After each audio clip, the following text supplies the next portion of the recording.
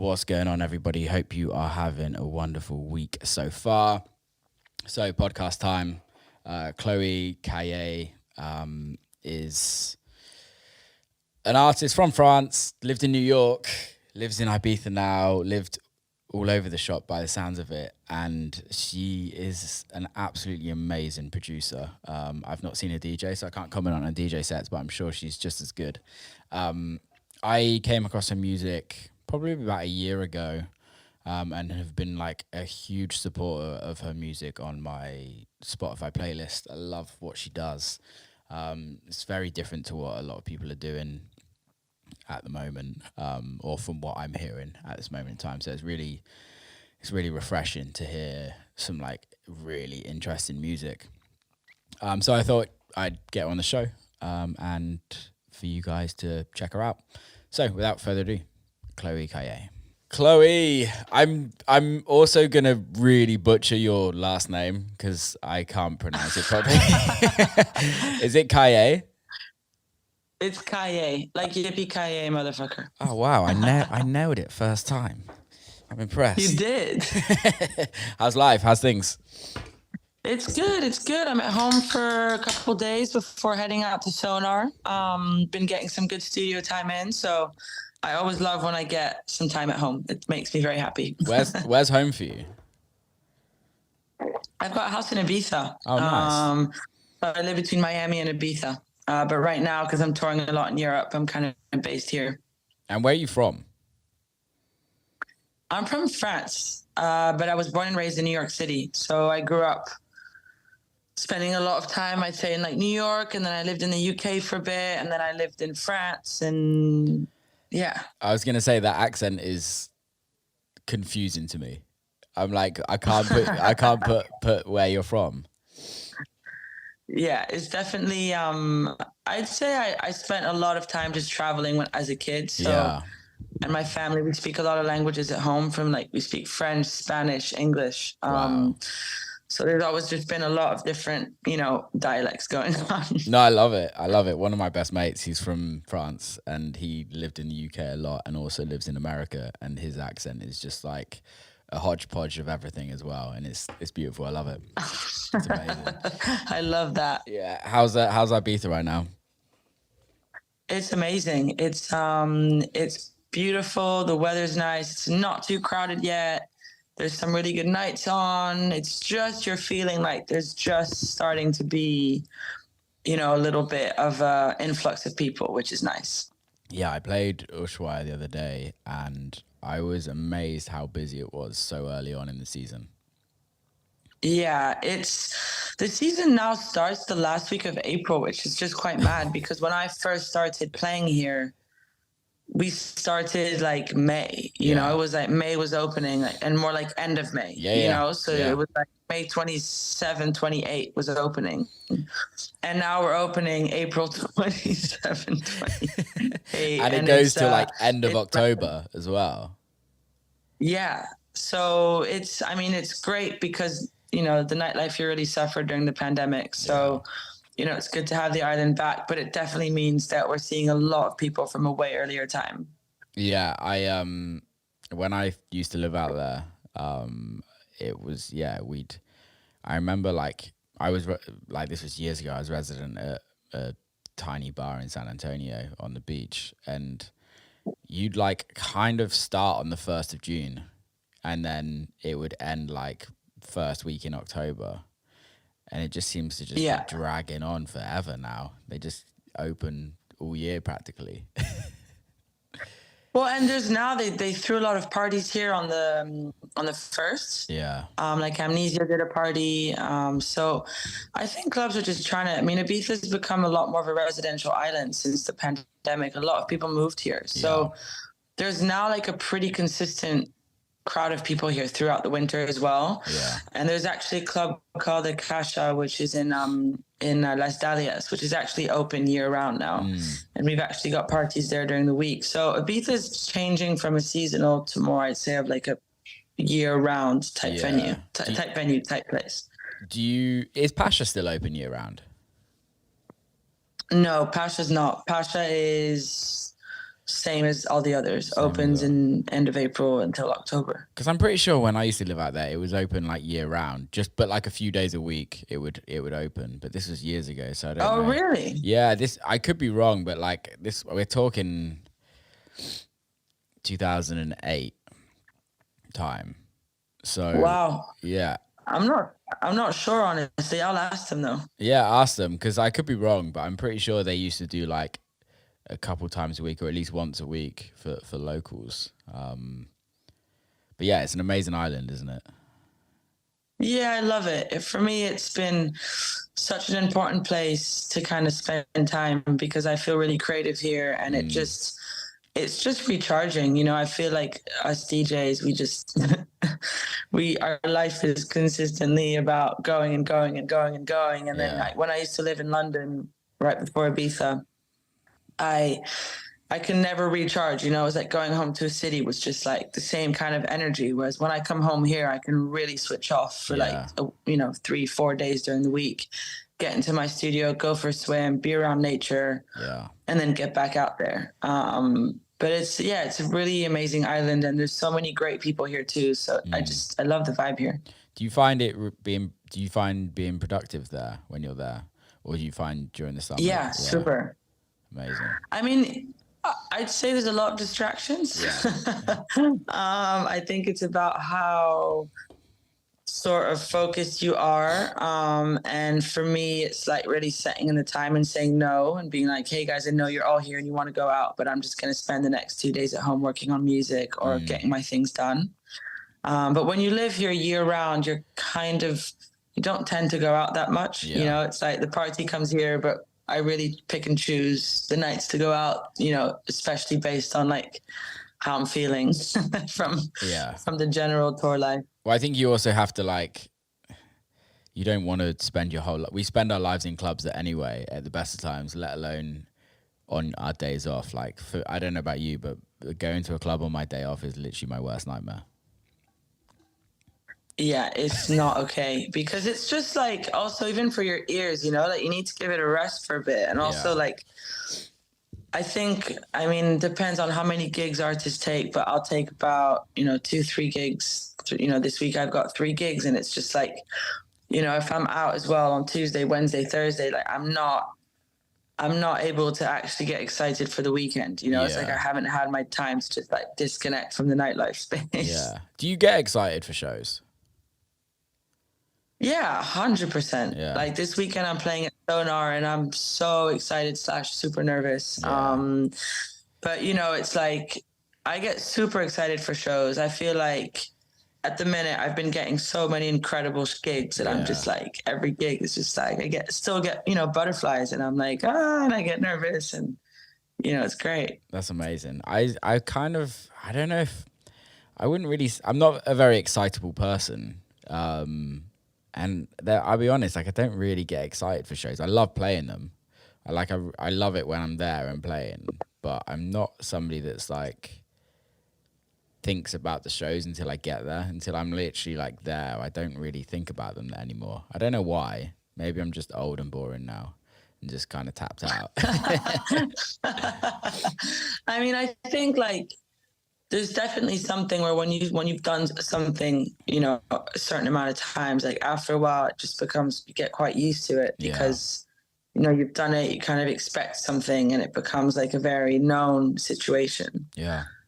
But I think like for me right now, I'm having so many there's a lot of new. So there's a lot of, for example, cities I've never been to or, certain countries I've never played in where I'm just really excited to dive into what's happening and getting to meet people. And, that for me, it's not, I don't always just think about the gig. I also think about the circumstance of where I'm going, and I think that gets me super excited. And I love playing in new venues, meeting new people, playing in new countries. It's so, I think it's super fun. It's my favorite part about the job. Yeah, I agree with that. The whole new country and new city, when you haven't been there and you're like, okay, this is going to be, even if no one turns up to the show, it's going to be an amazing experience, right? And just like eating new food and meeting new people is the best. We're super lucky with that.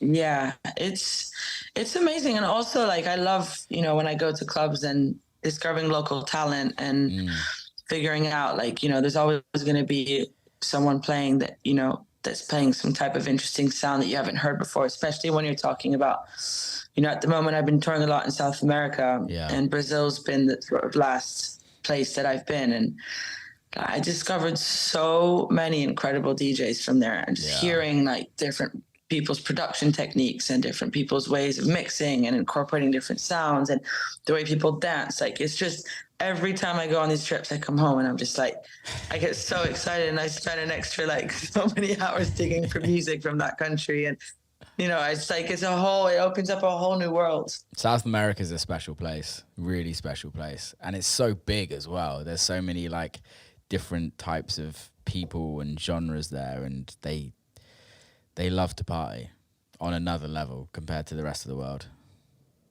I just think they feel music differently, you know? I think it's not that they feel it differently, it's that it's such an innate part of their culture from the minute that they're born, you know? It's like people dance, like people let go. There's so many, like Brazil, for example, has such a crazy history of music with some of the most incredible artists that we don't even know of. But when you go there, these artists are selling out stadiums and have inspired generations and generations of music. And I think also have inspired so many other artists like Frank Sinatra, and incredible artists that, you know, discovered different artists from Brazil. And you have artists like Sergio Mendes that crossed over. But, you know, there's a lot of these kind of artists that never have. And it's not until you go there and you understand the importance of their musical heritage that you're like, whoa, like this is like innate in your bodies. Like, you know, they know lyrics to every single song. Like, it's really, it's incredible. Yeah, it is. It's a different culture to what we kind of grow up with in the Western world. Yeah, for sure. I guess we're also with Carnival over there. It's just they love it. They absolutely love music, which is amazing. I haven't been to Brazil in a while, but when I did go, it was absolutely crazy. And you're right, there's so many artists and so many DJs that are massive over there that haven't crossed over to the rest of the world, but still have this like insane career out there. And you're just like, never even heard of you, but you're like massive and you have this crazy career. It's amazing how different countries have different kind of stars, but they don't cross over. Yeah. And I think that we're seeing more and more crossover because of social media. Yeah. And because of accessibility today to artists. I think that if you want to dive into a certain city or a scene in a city, like you can easily kind of go online and like check local collectives out and check flyers out and then dig into their Instagrams and find their crew. You know, it's like there is a way today of like doing it, but you've got to want to. And I think that sonically as well, like, you know, it doesn't always work. You know, certain sound doesn't work in other cities and vice versa. And I think that, you know, that's my favorite thing about touring so much is I love getting in the studio with local artists. Like, I love figuring out like who are the locals, especially that I'm, you know, I have my own party, and I always love incorporating locals, figuring out like, okay, who's doing what in what city, and how can I involve them, or how can we work together, or how can we get coffee or just connect, you know, because it's like that's how I get inspired, you know. It's like through meeting other artists. No, I like that. I like that a lot. I want to go back to how it started for you and kind of give a little bit of history on who you are and when music became in your life, and kind of go back to the roots. So can you give us a little bit of an insight? I was born in New York, and when I was about 6 or 7, I told my mom that I wanted to play music, and she was like, I was like, I want to play guitar. Like, I want to be a rock star. She was like, no, you're going to play piano. I was like, okay. So I started playing piano when I was 7, and that progressed into a little bit later on in life. I was living in Paris, and at the age of 14, I met a bunch of people who were playing in bands, and I was kind of in a sort of community in Paris of young teenagers and young adults who just, you know, played music, and we would go out to clubs to listen to live music. And you know, I started playing in a band, and then I was like, oh, this is really cool. Like, I can incorporate the piano into like, you know, these this band formula, and that kind of went on for a few years. And then I moved to the UK, where I had, after kind of being expelled from a couple of schools and just really wanting to like pursue the music thing, I finally got accepted to a really good music school, conservatory. Okay. Where then I got more like technical into the jazz side and into the kind of theory bit of music. So for 2 years, I went to conservatory in England in the countryside, a school called Wells Cathedral School. No, you didn't go to Wells Cathedral. I did. I live literally like 15 minutes from there. Oh, no way. Yeah, I live near Cheddar. Okay. Yeah, that's around the corner. One of my friends has a coffee shop in Wales. No way. Yeah. Oh, my God. Yeah, I went to Wells for 2 years. I did my A-levels there, and I was part of the music program. Oh, wow. And I studied like music production there. So I did my first kind of step into the production space, and it was amazing. And I then discovered Glastonbury Festival, and, you know, I was in this sort of UK vibe with, you know, I was going to Bristol a lot, listening to like drum and bass and all these kind of things. And like, that's when my mind just started to be like, you know, the rave culture and all of these things. And before that, I was living in Paris, and I also was kind of involved in more in the rock space, but also at that time there was the Ed Banger scene that was kind of happening. So my mind was starting to go into the dance space, but I always loved rock music, you know, like I'd say like band music was my thing. And then I went to university in New York, via another university, but I basically like transferred to NYU. Okay. And whilst I was living in New York, I was interning at Republic Records. I was throwing parties in New York. I was booking artists. I was, you know, heavily involved in this sort of nightlife music scene in New York, but also working at a label. And by the time I graduated from uni, I'd gotten my first job doing like creative for a label. And then I got my first sort of full-time job doing management. Okay. Which was definitely like an interesting world, because management was a lot less creative than I thought it was. Yeah. And I lasted about a year as a day-to-day manager. Who are you managing, if you don't mind me asking? As a day-to-day manager, I was working for We Are Free Management, and I was working with Dark Side, Nicholas Jar, Wild Nothing, Dive, Mia Follick, Beach House. Who else? Like, it was like an indie sort of alternative pop management company, and I really, really loved the artists. And so for me, it was super, super fun. But at the same time, I was terrible at booking flights, terrible at kind of the organization side. And, you know, I was like, okay, this is not for me. And I, you know, got fired, but at the same time was kind of happy to leave, because I didn't, you know, it wasn't for me. And from there, I basically started my own creative agency, where I was doing creative direction for artists in New York. Oh, cool. Primarily hip hop artists. How do you start that? How do you start the creative agency? Like, that's really interesting.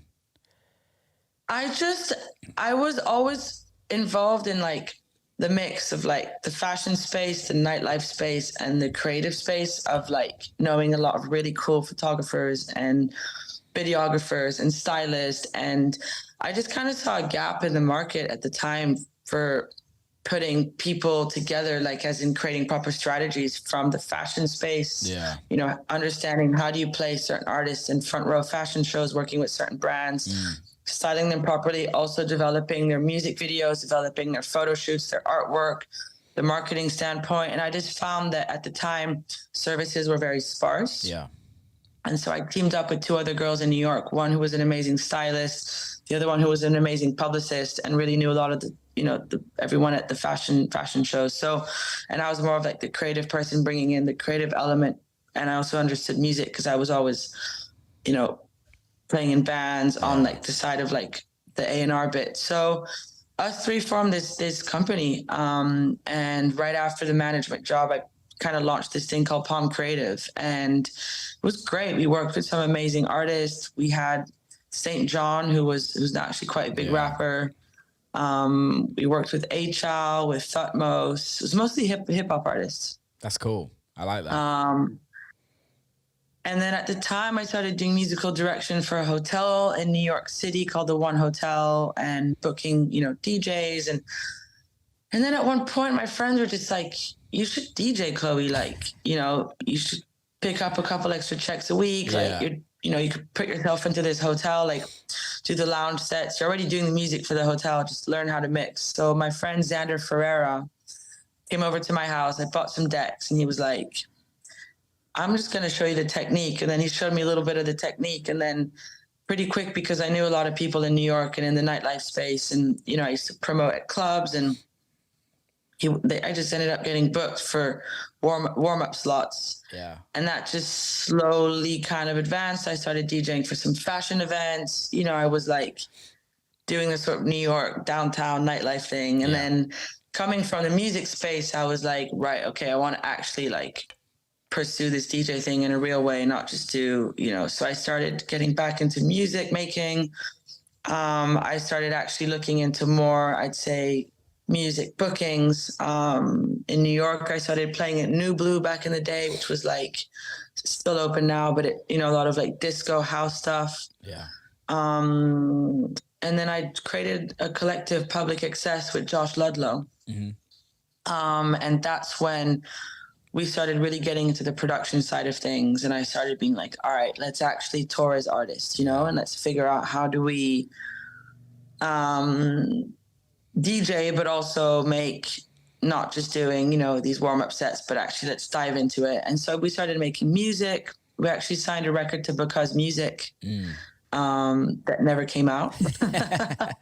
But we signed a record there with Aluea, who was singing. And we ended up, basically Dixon had always been kind of a friend of ours, and he invited us to Ibiza to take over the Funky Room during his Transmoderna residency here.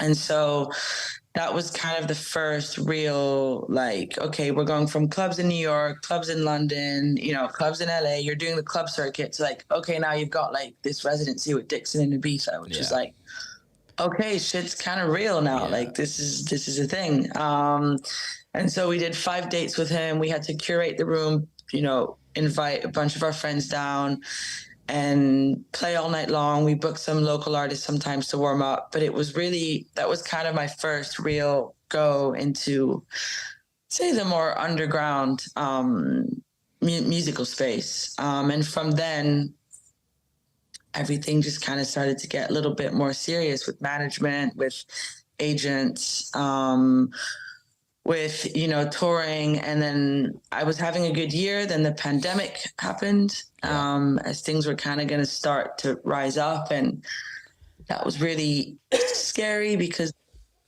I was at home and I just was like, you know what, I'm going to proper dive into the production thing and kind of work on my solo project now. Cause I was at the time really focused on the public access work, but we weren't together during the pandemic. So I was like, well, I'm just going to do the production thing on my own and just like dive into it. And it was a great couple of years, very scary, lots of ups and downs. But definitely got deep into production, deep into making music. And here we are today, kind of almost 4 years later, just actually getting all of the pieces together. And now with the world opening, just having a great time touring and making music. So was it out of the pandemic that you started touring as a solo artist?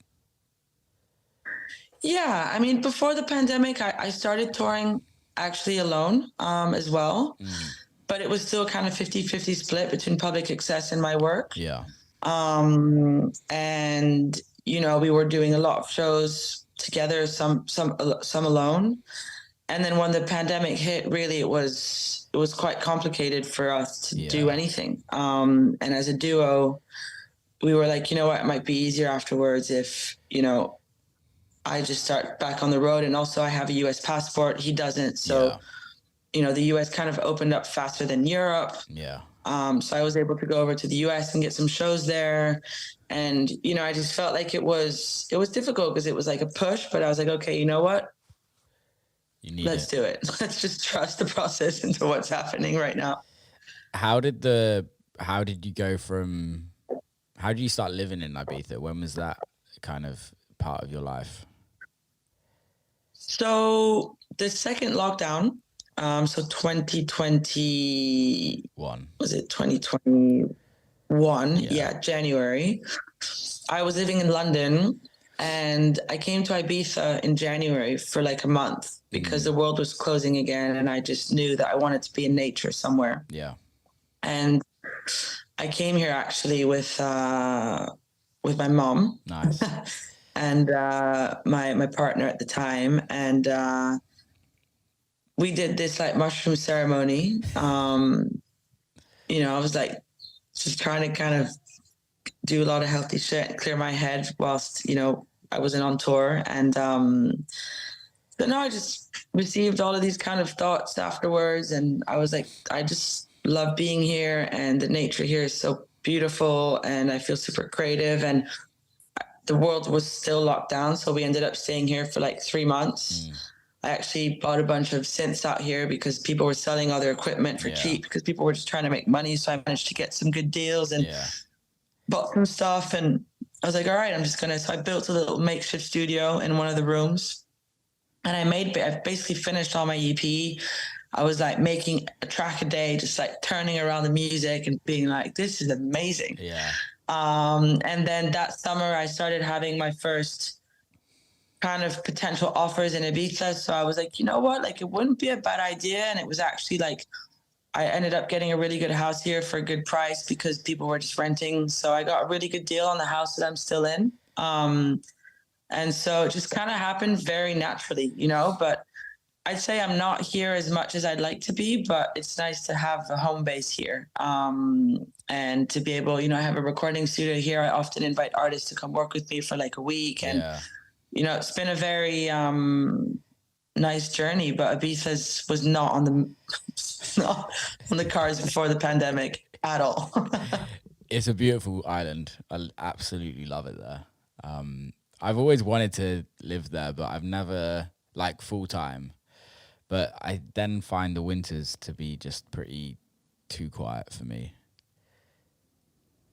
Yeah, I mean, I basically spend 6 months of the year over in the US. Okay. I'm based in Miami, and I kind of tour from Miami to South America to different parts of the US. And then I'd say the 6 months a year, I'm more so based in Europe to tour for like festivals and all these things. But, you know, I say that last weekend I was back in Miami. So like, it's super hard as a DJ to kind of have your base and stay anywhere for longer than 4 or 5 days. Yeah, it's rough, isn't it? It's also like, how do you find that, especially now being a full-time tour, and how do you find that with your life, with your routine, with relationships, family? How do you find that? I mean, it's definitely a balance. You know, it is so important to kind of prioritize yourself on the road. I'd say that at the beginning, I was really unhealthy. So I was getting sick. I was always like burning out, tired, or showing up to shows tired and being like, and then, you know, I kind of had a bit of a realization, and I was like, okay, like, let's figure out what is a better balance. And also with the creative part, because like as a producer, you know, the minute you start touring, it's so hard to be making quality tracks on the road and to be, you know, finishing ideas and really honing in on it because you're tired, you're on planes, you're traveling, you're prepping your sets, you're like having to take meetings or seeing people.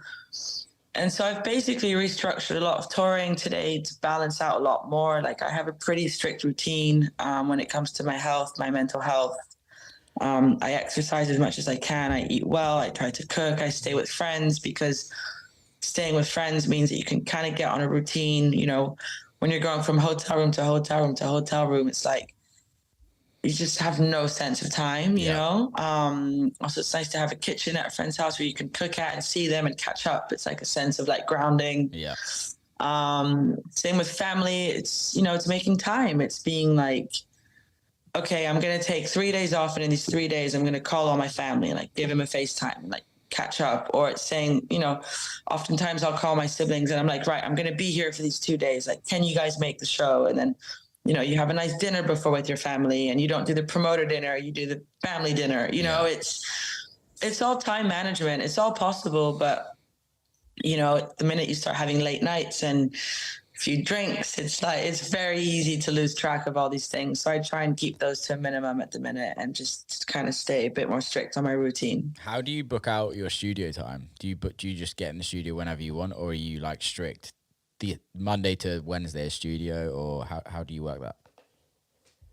I mean, when I'm on tour, it's pretty strict. Like, you know, I'll speak to my management and we'll be like, right, this is what your next 3 weeks look like. You're going to be in LA for these 3 days. Why don't we look at a studio and we'll book it out, you know? So it's booked out, it's paid for, it's, you know, it's organized, because then it's like, right, Tuesday I'm in the studio from 11 till 6. And then I know that that is my studio time to get my things done. Either I work on remixes, which tend to be a lot of things because there's deadlines. I'll make my edits for the club if I can't make them on headphones. Yeah. Or I'll start new ideas. Or if I'm in a certain place and there's another artist that I've been chatting to about working with, I'll be like, hey, let's get in the studio and try and get an idea done. Yeah. And that's kind of how I found it to work for me. It definitely takes organization and prepping, because last minute on tour, like, it's hard.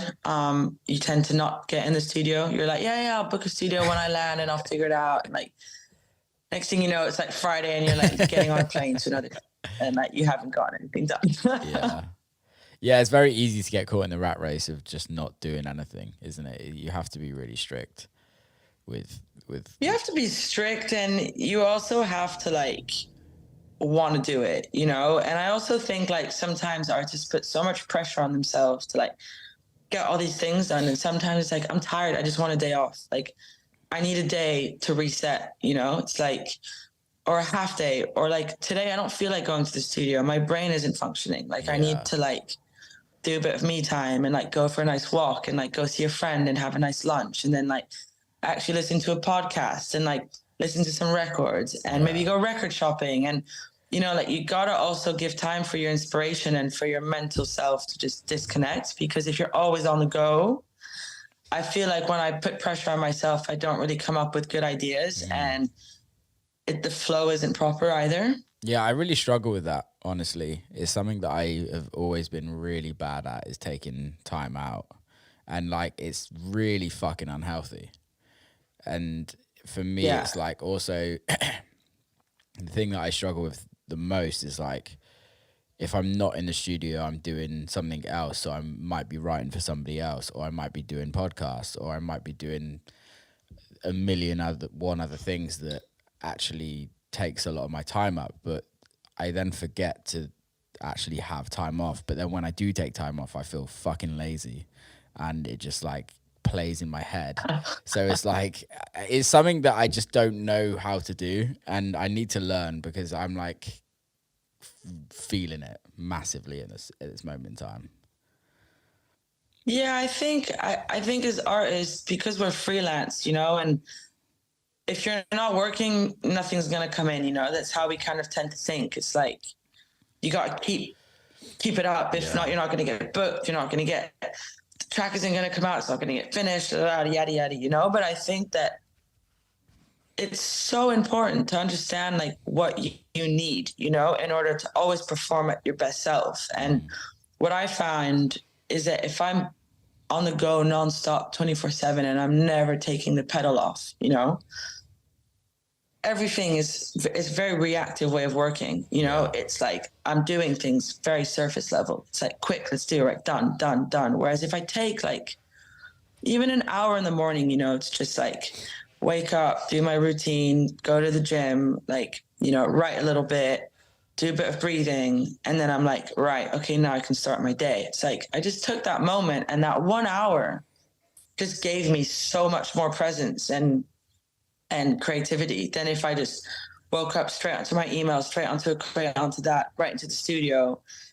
It's quite intense, you know. It's like, and then I'm in that kind of cycle all day, and then I'm always like kind of a bit anxious, and I, you know, it's like waking up with the wrong side foot of the bed, you know. Yeah. No, I get that. I totally get it. I think for me, routine is like, again, is key. Is like the gym starts my day off. If I don't go to the gym, it kind of screws my whole day up from the get go anyway. Yeah, it's like you're never quite on in the right way. Yeah, it is. It's weird that, isn't it? But exercise is Crazy. Sorry, I've got a load of work going on outside my house right now. So if you hear a bunch of crashing in, I don't know if you. No, I don't. I don't actually. Oh, that's good. And I think also like just being like, right, I've got, we don't get weekends, weekends are work days. So from about Thursday to Sunday or about Monday, you're in a work mode.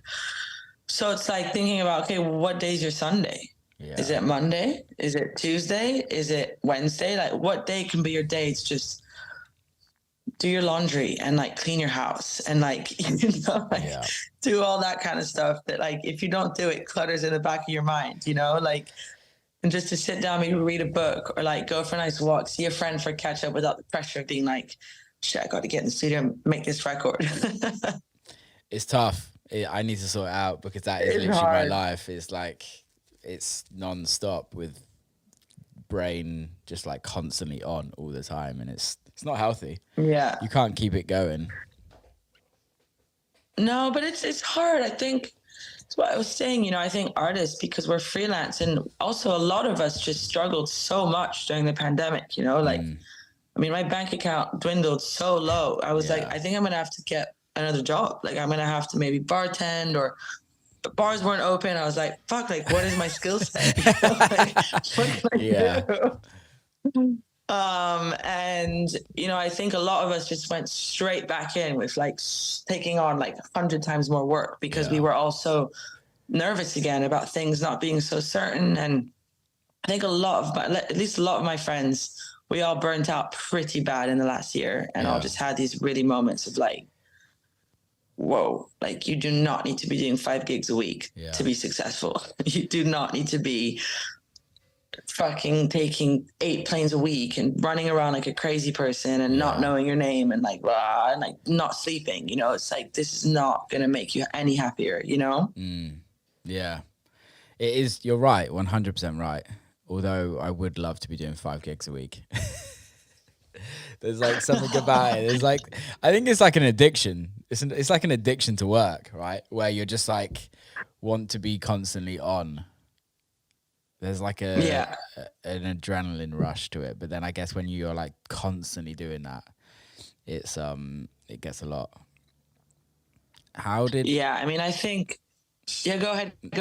I wanted to talk about Circoloco and the residency there and the records that you're releasing on the label as well, because I've really fucking like them a lot. They're really, really fucking good. So how did all of that start off? Sorry, I've got something in my eye. So a couple summers ago, actually in 2019, I actually was living out in Ibiza for the summer with my residency with Dixon, and I ended up playing like a little private little villa thing at the guy who owns Rockstar, Sam's house.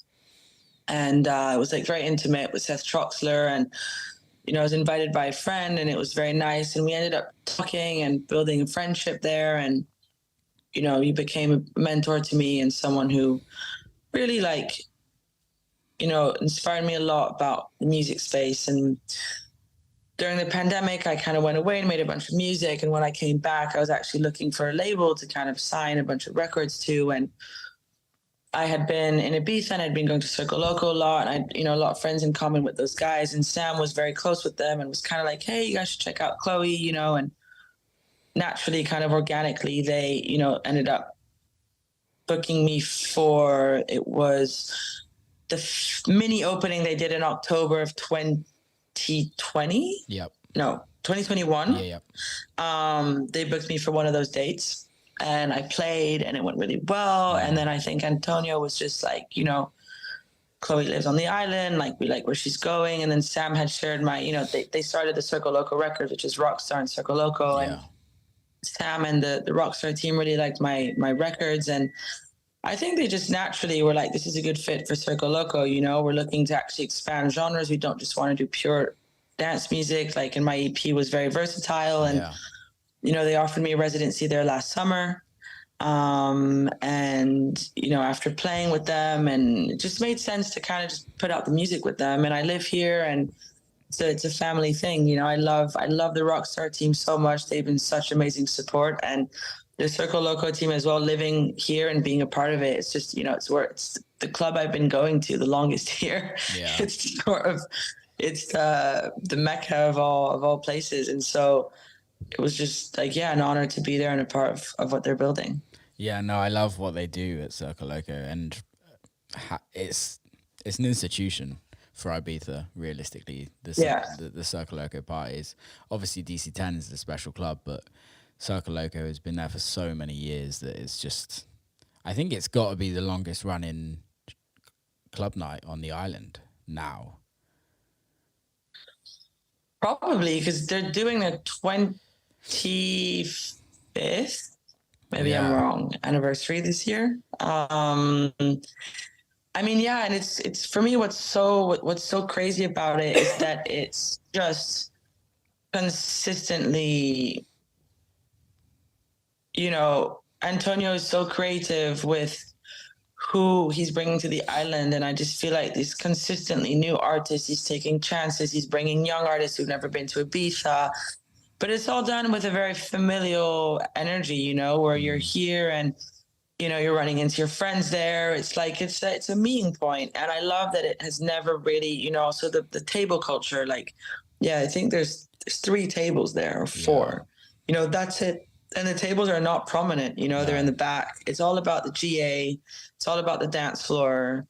The booth gets pretty packed as well, but I just feel like it's a club that's remained very true to what clubbing is. Yeah. And there's a lot of other clubs here that have really just pushed the ticket sales for tables, and, which has taken a lot away from the dance floor. Well, I think also, that's changed with DJ fees over the years as well. Ibiza, like Pacha was always a VIP venue, but I think Space, when High was Space, like, it was never really based on VIP culture. Nothing really was based on VIP culture. But I think the way dance music or electronic music has become way more commercialized, the whole VIP culture has become way bigger. And Instagram and all of that, it's just changed everything.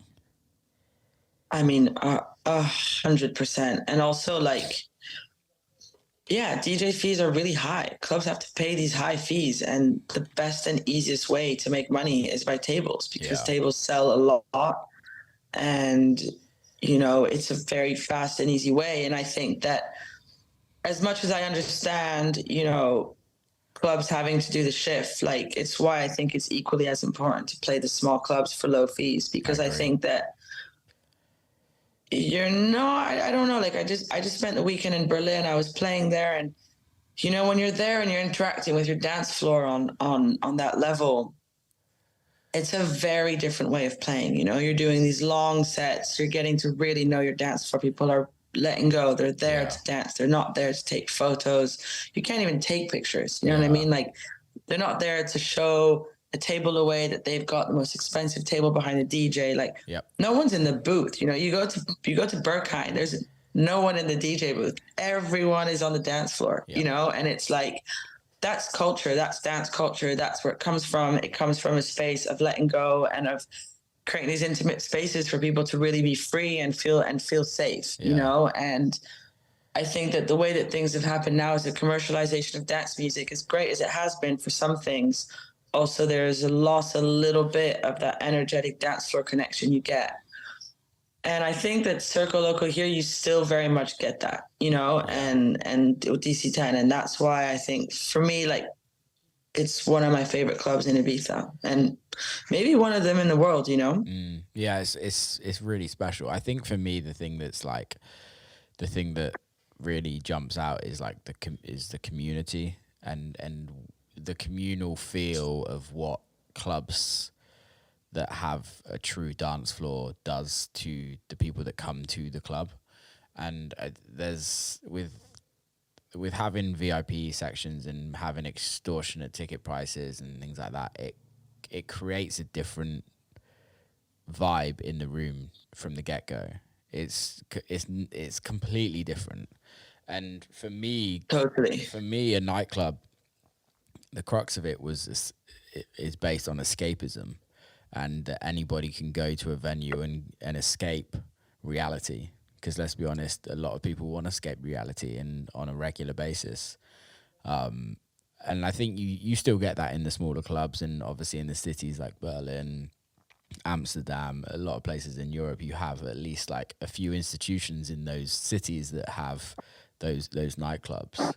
But again, on the positive side of the newer venues and the more VIP or the bigger, like the more like Instagram venues, is you can make a really good living, and we can do this for a long time. 100%. And also something that's really cool that I'm seeing happen right now is that our world is no longer so small, intimate, boiled up. We're starting to reach different territories. Yeah. You know, dance music is becoming way more global.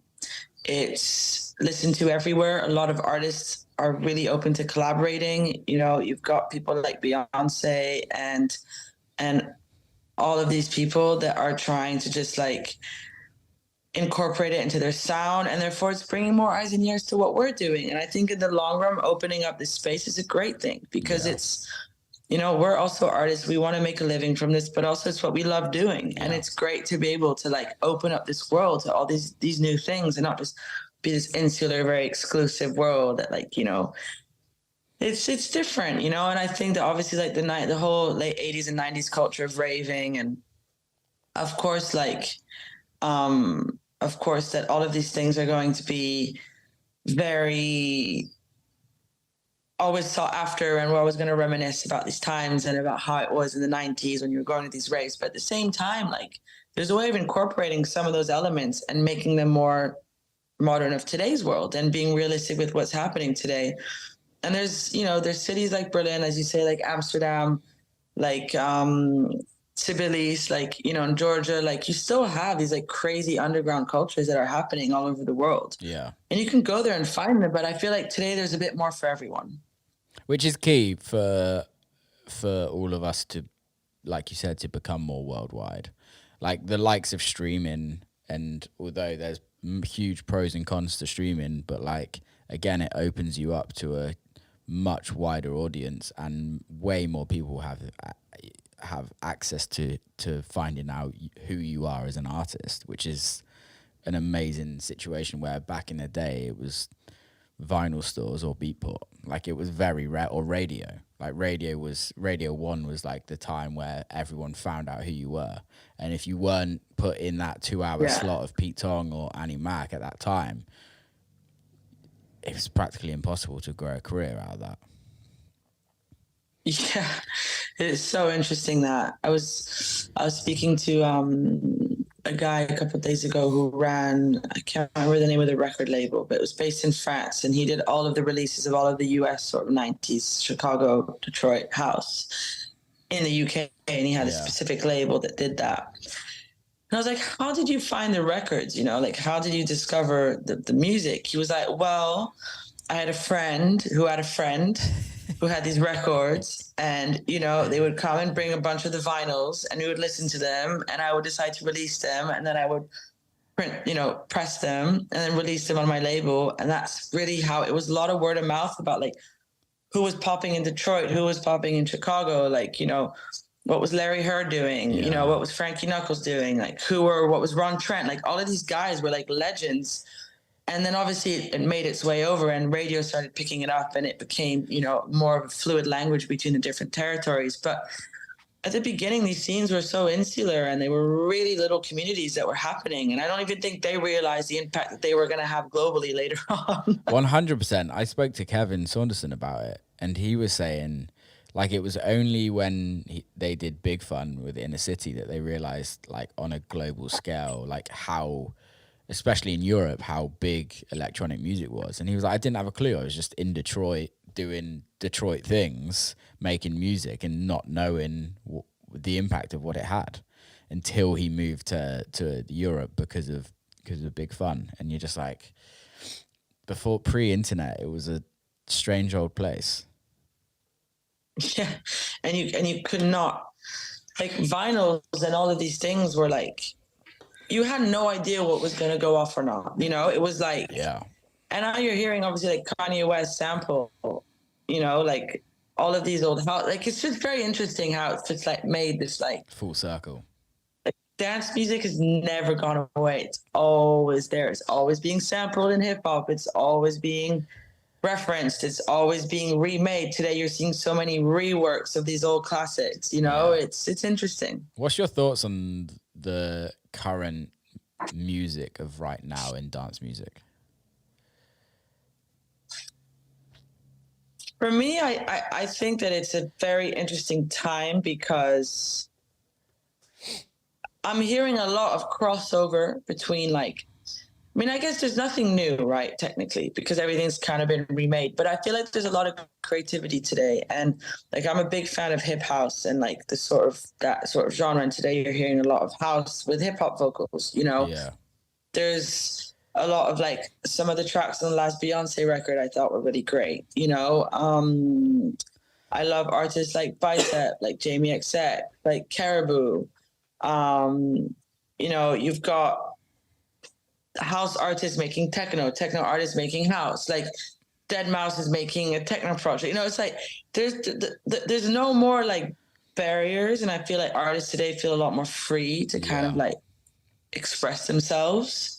And I think that genres today are being crossed. You know, you're no longer either hip hop person or dance person or rock person. You're like, let's mix it all up and like see what comes with it. And I think it's an interesting time for music. I think there's a lot of great music being released. I think that there's a lot of great artists. Making music is a lot easier than it was. You know, it's a lot cheaper. You don't need to spend 50 grand on a studio. You know, you can literally like download. You can even go with GarageBand and like make a track. You know, like everyone kind of has access today to all these things, and it's about how deep in depth you learn them technically. But it's we're in a different space where it's a lot more open. Also, like there's incredible music being made like in Mexico right now, in Brazil, in Lagos, in Morocco. You know, it's cool. Like I'm loving what I'm hearing, honestly. That's great. Yeah, I think it's also where you're looking, I think, and what you're consuming is purely based on your opinion on how the music industry is, right? And I think if you're consuming great music, you can kind of shut out all of the stuff that means nothing to you. But I totally agree with the whole barrier thing. It's really interesting to see lineups where it isn't based on one set genre of music. And that's how I remember it from when I first started like playing. You'd have a house room, you'd have a techno room, you'd have a drum and bass room, you'd have a hard house room. And it was really interesting for people to like the different walks of life that would come through the club to go to different rooms, and then they'd all merge into one. And that's how communities get built, and more people listen to different types of music and is kind of educated on different genres and how different scenes are. And I think it's really special. Yeah, it's you know, it's not as purist, I would say. Like it's hard to find that unless you're really digging deep into the underground. You know, there's very cool collectives today. There's very interesting like things happening, I'd say, on like a micro level. But it feels a lot more free, you know, and it feels a lot more open-minded. And from my perspective, as a new artist, I think it's not as intimidating, you know, and I think that there's space for everyone. And I think that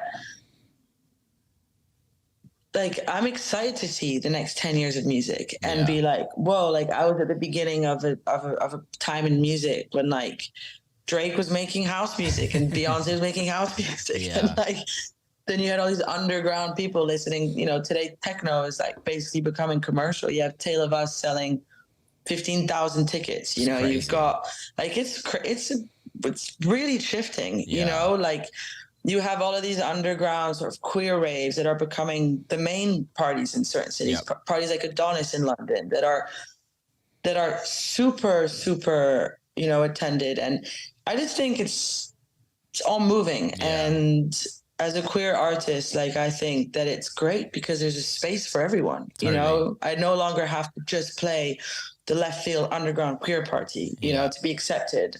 It's like I can do a bit of everything, and I think that's a lot more interesting. I think it's super important because I think it's gone back to how it should have been or how it was created, but with a way more of a commercial feel to it and way more accessibility to the world. Yeah, 100%. Yeah. What have you got planned for the rest of the summer? For the rest of the summer, I've got a lot of fun festivals, a lot of fun shows, a lot of music releases, hopefully some downtime. I might take a week off at some point, try and go on holiday with some friends. Nice. And just, taking it day by day. I'm playing Glastonbury next weekend, which is great. It's my favorite festival. It's my birthday. So, yeah. When's lots your of birthday? fun bits and bobs. When's your birthday? June 26th. Oh, I'm June 6th. Oh, you're June 6th? Yeah. Happy belated. Thank you. Appreciate it. How do you plan? How do you plan your releases? Are you like do you try and be like super consistent with like every 6 weeks, or how do you kind of work that? So I've got a release basically every 6 weeks at the minute. Nice. I would say 6 weeks to 2 months. I try and kind of keep a consistent flow, and at the minute I've got a couple of fun tracks on compilations. I'm looking at another release on my own label. So just keeping it up and always trying to make good music and music that I love, most importantly. What's your label called? I didn't know you had a label. Sorry. Excess Records. Oh, is that yours? Okay, cool. Yeah. How often are you releasing on there? I've only released a few things. I released my first single, Love Ain't Over, and then I released my Excess edits on there. Yeah. And then this summer I'll be releasing my next single on there, which is a fun track. And then I'm going to do another edits. It's not so consistent. It's just, I've got distribution through Believe and they're very quick. So when I've got a track that I kind of want to put out without having to wait on like a release plan and working it in-house, like I do it through my label. That's amazing. Do you sign other people on there? I want to start doing that. It's definitely been like a passion of mine to discover lots of other artists, but I don't have the bandwidth right now to kind of take that on. Yeah. And do it in the way that I would want to. So, but as soon as I can afford that and I can kind of maybe hire someone to be label manager and run that, I would absolutely love to start signing other artists. Yeah, it's fun when you start signing other artists and kind of seeing a crew build. It's definitely a fulfilling exercise. Because I think it's about giving back, right? And being able to give new artists a platform to kind of be seen and be heard. And I think that, for me, that's like the most rewarding thing. 100%. That's the best. Yeah, I love it. Yeah. Right. Let's wrap this up. But before we go, how can people follow you? How can people get involved with you as an artist and go check your music out? The best place is on Instagram. It's Chloé Caillet. Spotify, my music's on there. SoundCloud, I put out regular mixes. And yeah, that's kind of where you can find me. Cool. Mate, thank you so much for coming on. I'm really excited to see where you go in the next few years because I love your music. So just keep it up and you will do amazing things. Thank you very much for coming on. Thanks, man. I appreciate it. Thank you. Keep And safe. Thank you for taking the time today. Anytime. You can literally come on whenever you want. If you ever want to come and promote music, just let me know and we can get it. Wicked. Thanks, man. Cool. Thank you, mate. Keep safe. See you soon. Thank you. Speak to you in a bit. Bye. Bye-bye. And that's a wrap. Big love to Chloé for coming on. Hope you enjoyed it. Please share it. Please subscribe. Keep safe. See you next time.